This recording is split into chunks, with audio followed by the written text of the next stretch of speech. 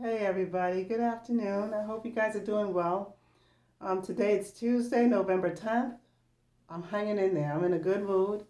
I want to start out by saying congratulations to both Joe Biden and Kamala Harris. I am so happy that they won, and I just wanted to say congratulations to them first. Tomorrow is Veterans Day. November 11th is Veterans Day, and to all the veterans out there, I want to say thank you so much for your service. Many of you are helping me out right now, and I just want to take this opportunity to say thank you so much. I so appreciate it. I'm grateful to you, and I'm trying. I swear, I promise, I'm going to behave myself. So please, I honestly need your help right now, and I just want to say thank you so much for your help in the past, and I can't say enough. Thank you. As many of you know, I am a victim of gang stalking. I was originally when it started out, it was back in 1995, and it was at the hands of a cult.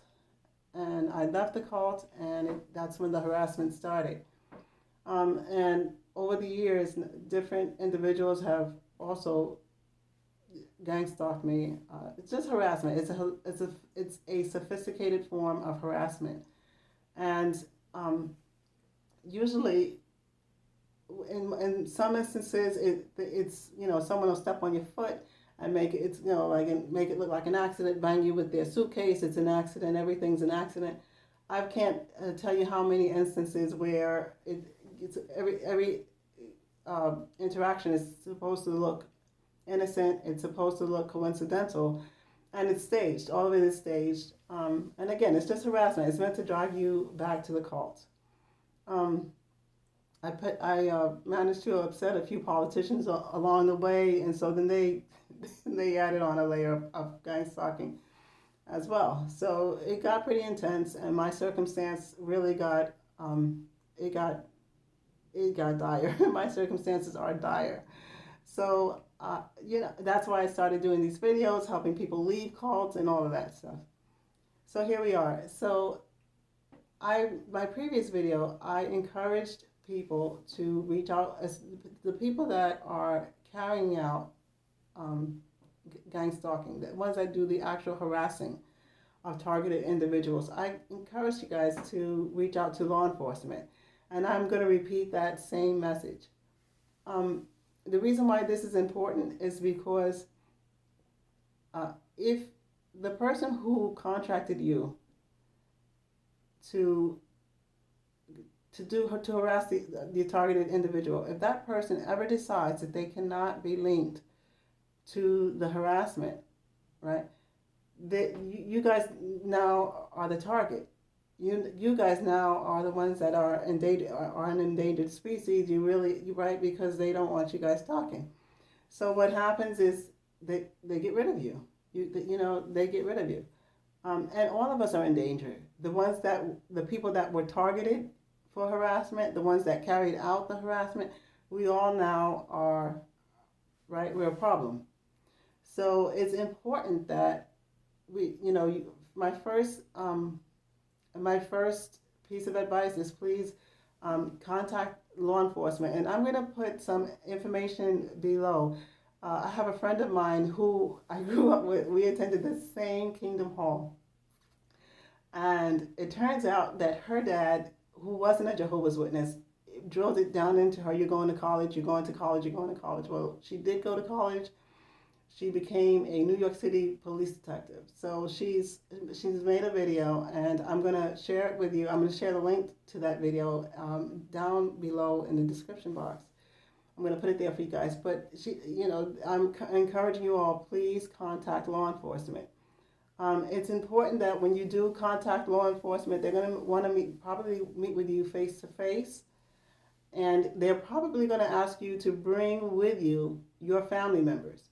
So don't show up alone. Don't show up, it's just me. If you're married, whoever is living in your household, right? You should bring all of those people with you.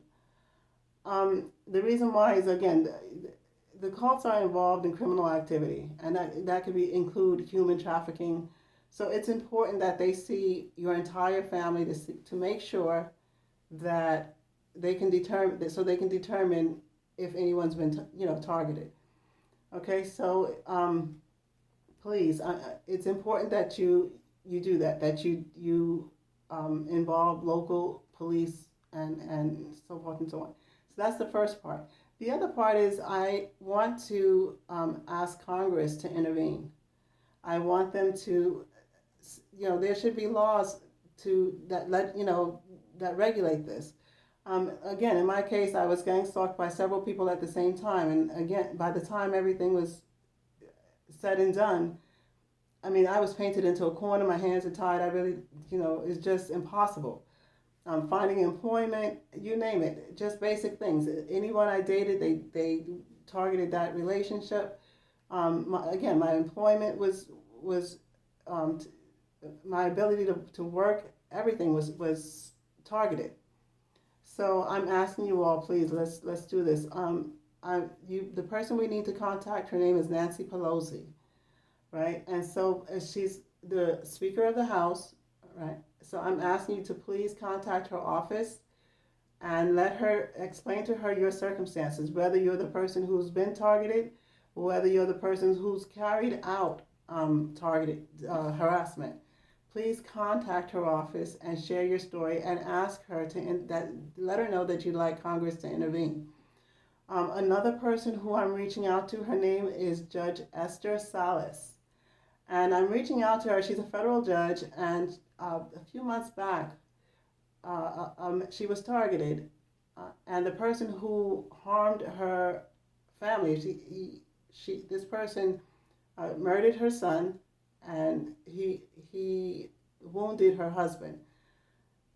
So this person found her home information online, and he had a whole dossier on her routine, the whole 9 yards. So she'd like to see legislation that addresses the safety of judges, and I wholeheartedly agree with her.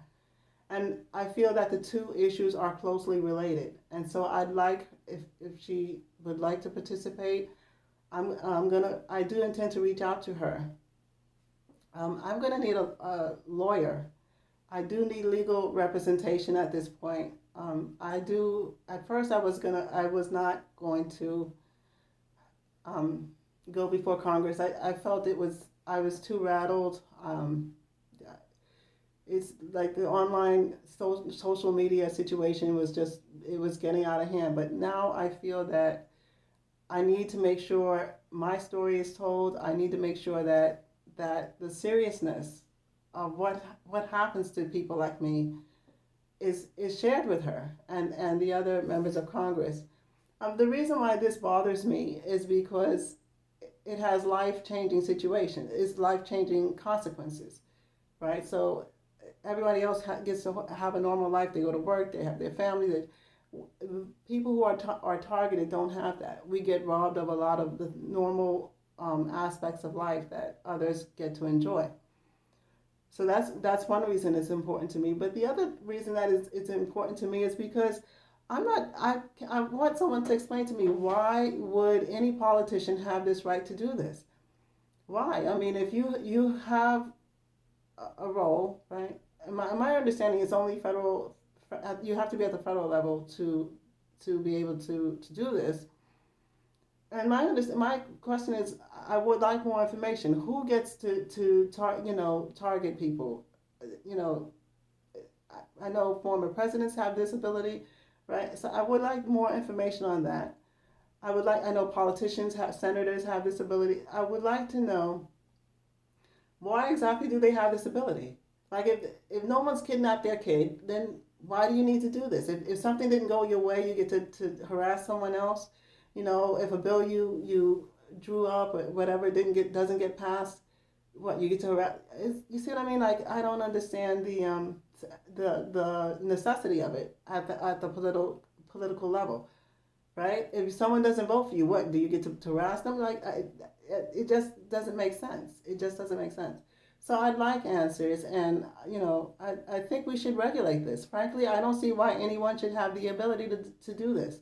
Even former presidents, you have Secret Service protection. Why you shouldn't be allowed to target someone? You should not be allowed to harass someone. I think I'd like to see changes made. I'd like to see it go through either the Department of Justice or, the Pentagon or something. And the other thing is, there has to be oversight. Who are you targeting? Why are you targeting? Have you tried any other measures to, get this thing straightened out? It shouldn't just be we get to just harass someone. There has to be some type of oversight. And like I said, in my case, multiple people harassed me or targeted me at once, and like I said, my situation's pretty dire. So again, I would like a lawyer to help me in telling my story and giving me guidance as to what what I mean. Like I just need help in getting this thing straightened out. So that's my video for today. Please, please, please, again, if you're a person who has engaged in harassing others, it's important that you report it to the police, that you for safety measures. You need to involve the police. And again, I'm going to give you a link below. Again, her name is Beverly Galloway, and I'm asking you, please contact her. She can direct you. And it doesn't matter which state you live in, right? Just please contact her. She can advise you. And again, I can't tell you how important this is. One last piece I want to make clear, and I don't know if I said this in the previous video, but I want to say it in this one. If anyone that's carried out harassment, if any one of you have been told that this project was that you did the harassment for Patricia Warmack, it was for her benefit or whatever, and she has your money, I do not have any money for you. I was never given any money for you. This is how you get.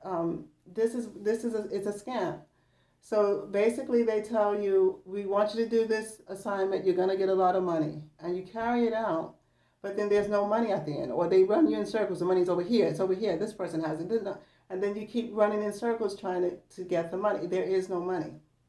There is no money, and what happens is, what I believe is going on with me. They said, well, Pat Warmack has your money. I don't have any money. I was never given any money. But now what's changed is you feel I do have your money, and you feel now that and in some cases there's desperation, right? So they feel, well, if you don't give me my money, I'm going to harm you. I'm going to do this. I'm going to do that. And the thing it's a setup. So that's why this whole thing is very, you see what I mean? It's very dangerous to engage in this whole thing, because if you're doing it for money, 9 times out of 10, it's a setup. You're not gonna get the money. They're just gonna keep you running in circles. It's over here, there. This person has it now. This person, no, it's over here. Wait a second. I was supposed to meet you last week. Now I have to change it to next week, and then next week I'll tell you a different story. So you're just running in circles. Meantime, you've already carried out whatever they've asked you to do. So my best advice to you, please, if anyone's told you that I received money on your behalf and all you have to do is contact me to get it, they've lied to you. They've lied to you. Please do not contact me.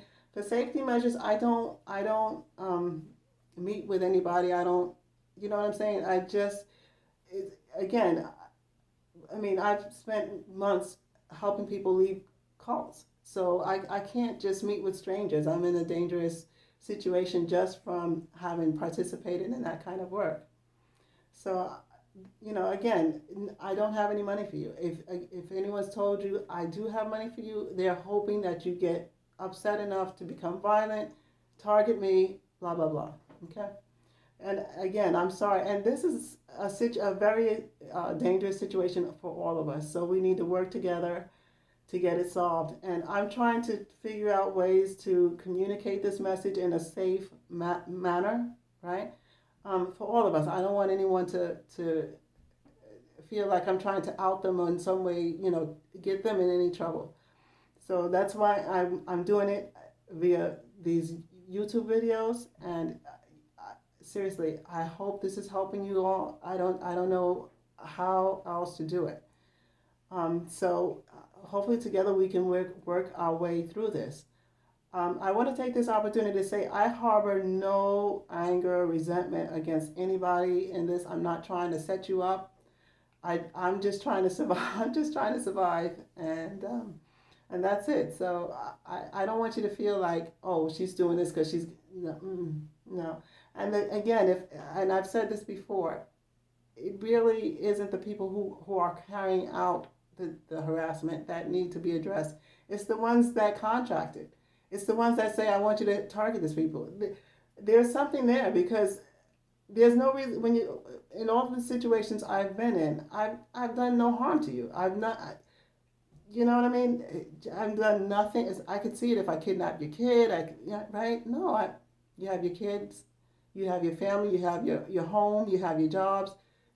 You haven't been harmed. You just, I don't know. So it's irritating because I in the instance for me, the instances where this harassment's been used, I don't see the need for it. I don't see the need for it.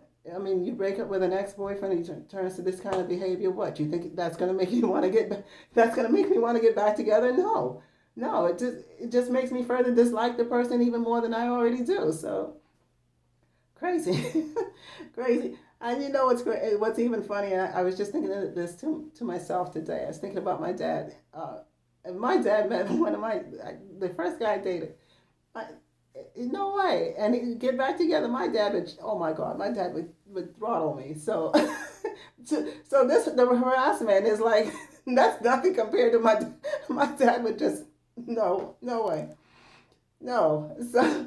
So I'm telling you now, please, please, please, please, please, let's work together. Let's get this whole thing straightened out. And thank you for watching this video. Have a great week. I'll talk to you soon. Bye.